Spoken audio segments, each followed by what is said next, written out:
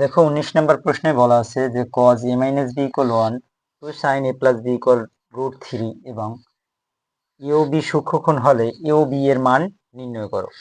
দেখো এক্ষেত্রে cos a minus b equal 1, তাহলে প্রথম আছে কি আমাদের cos a minus b equal হচ্ছে 1, তাহলে cos কত ডিগ্রি মান 1, cos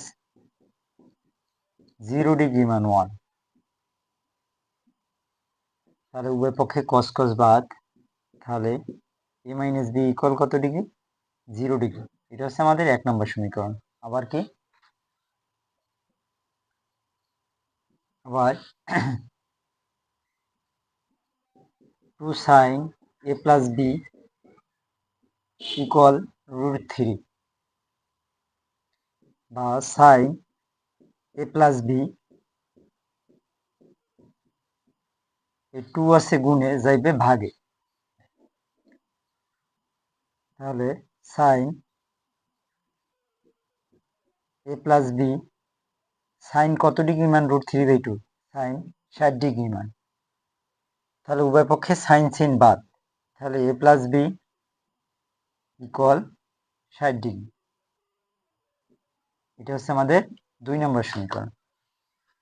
এরপর 18 নম্বর অঙ্কের মতোই আমরা দুইটা যোগ বিয়োগ করব, দুইটা সমীকরণই।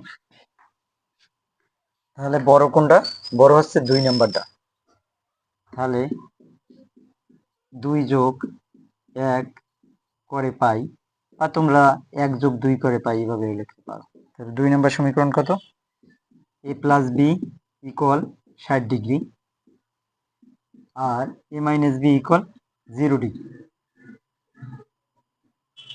তাই প্লাস বি আর মাইনাস বি কাটা, আর দুইটা এ যোগ করলে হয় 2a, 0 আর 60 ডিগ্রি যোগ করলে হয় 60 ডিগ্রি, তাহলে এ সমান হয় 60 ডিগ্রি বাই 2 আছে গুণে যাইবে কিতে ভাগে, তাই 60 গুণে 60 2 দ্বারা ভাগ করলে হয় কত, 30।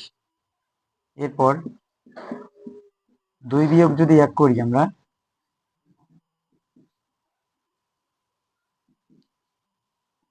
2 নম্বর সমীকরণ আছে কি a প্লাস বি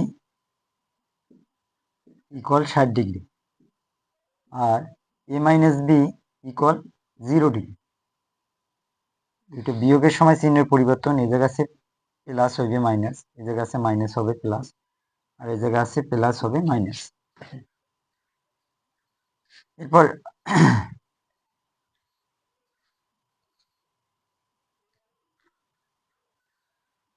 দেখো, তারপর প্লাস এ আর মাইনাস এ কাটা যায়, আর এখন তো এটা মাইনাস বি না, এটা এখন এটা আছে প্লাস বি, তাই দুইটা বি যোগ করলে হয় কত, 2b, আর 60 গুণে মাইনাস 0 করলে হয় কত, 60 হয়।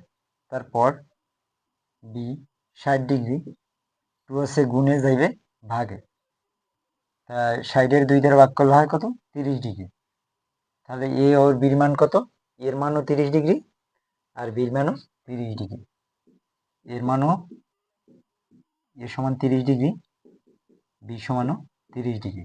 এটা হচ্ছে আমাদের 19 নম্বর প্রশ্নের অ্যান্সার। এখানে বলছিল যে এ ও বি এর মান নির্ণয় করো, তা আমরা মান নির্ণয় করছি।